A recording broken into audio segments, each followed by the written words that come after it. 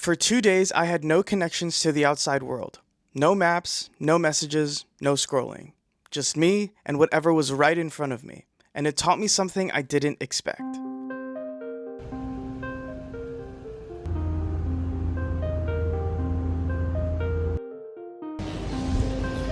Alright, we have made it to, well, not yet, but we just got out of the Thai border.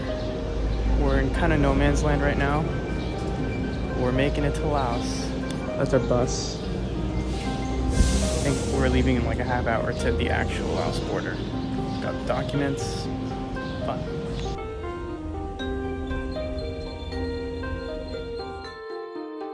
After crossing the border, I spent the night in a small town along the Mekong River. You see, I decided to get to my destination in Laos by boat. But not just any boat. A 2-day slow boat down the Mekong. No Wi-Fi, no service, just me, a bunch of strangers, and a lot of time.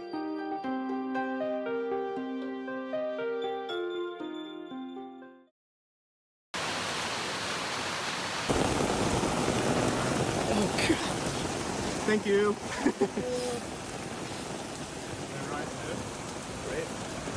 Wow.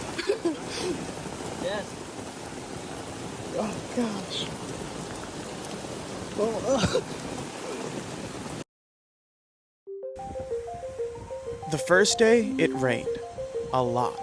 But honestly, I didn't mind. The river kept me entertained. The Mekong was a highway. Fishermen pulling in their nets. Locals on speedboats heading somewhere.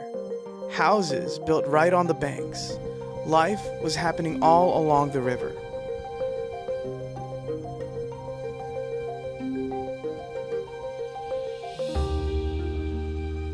Everyone on the boat kind of existed in their own little world.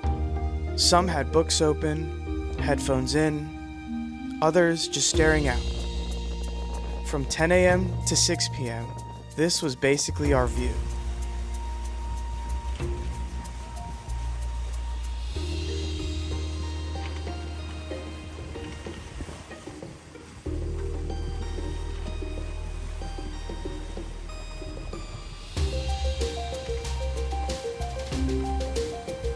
As the sun started to set, we pulled into Prabang for a quick overnight, a small river town along the river, and by morning, we were back on the water.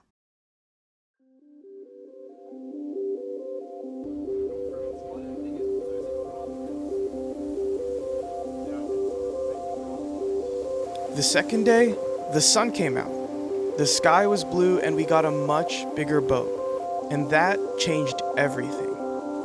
You see, on the first boat, it was a bit smaller, and we were basically stuck in our seats. But now, people could walk around, stand up, move, and with that space came conversation. People started talking more, sharing stories, asking questions, just connecting. It felt different, lighter somehow.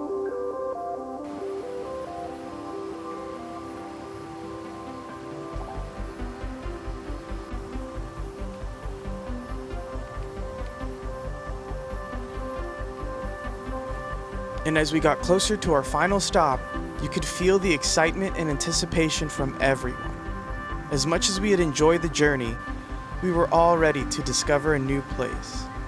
After 8 hours down the Mekong from Prabang, we finally arrived to our destination, Luang, Prabang.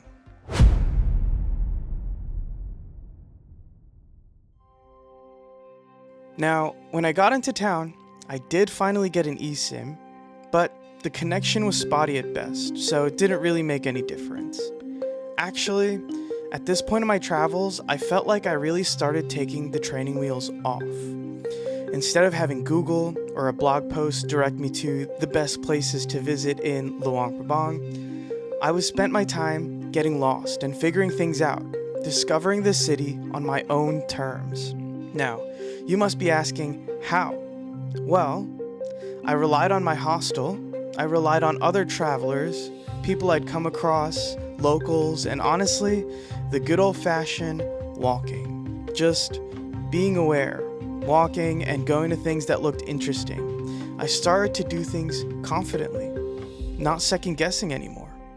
I rode to the famous Kwangsi Falls with a friend I'd made at the slow boat. I hiked to the top of Mount Fusi and watched the sunset over the city.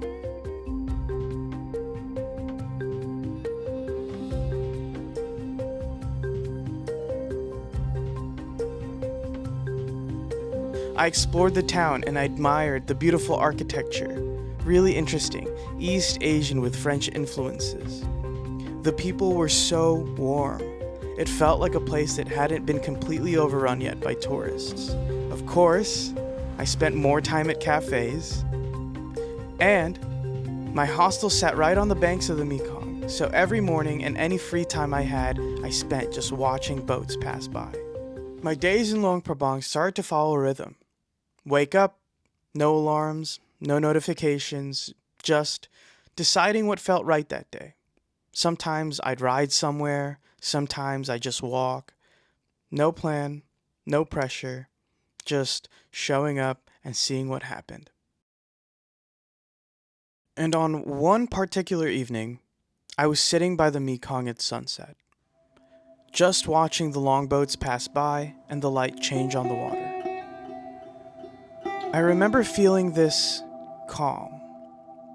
And not the kind of calm where everything's perfect, but the kind where you realize you're okay, even without the safety net. Bangkok taught me that solo travel is about connection. Chiang Mai taught me how to slow down. Pai showed me freedom, but Laos taught me independence. That I could navigate without a map. That I could figure things out even when nothing was certain. That I could answer my curiosities, not through a search bar, but through lived experience. That being disconnected didn't mean being lost. And maybe that's what I needed the most.